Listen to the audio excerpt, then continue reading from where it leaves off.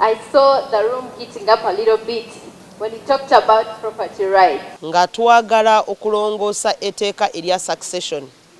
Kati etteeka lye twagala kulongoosa.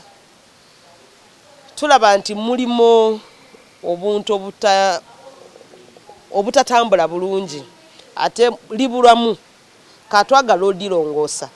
Lino etteeka lyaleetebwa private member. Kati ffe ng'ababaka abakyala abawuwopa tuli wano olwaleero okwebuuza ku bantu oba nabo batuwe ku magezi balowooza nti tubikwate tutya.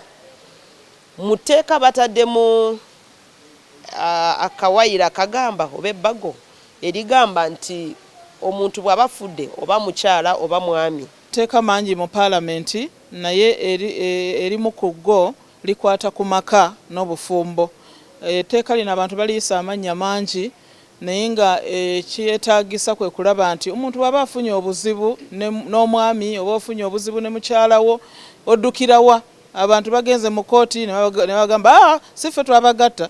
Abamu ne baddayo ewa father ne bagamba ffe kye twagatta tetusobola kukyawukanya. I am very bothered as a Christian leader, as a pastor. I know that when I go to church I see more women, but when I go to prison I find more men. And I think the bills that come up and also tend to, I can know that sexual offences bill, men are more affected and it looks more like men are going to be. But generally in the whole feeling it's not that men should continue to do bad things.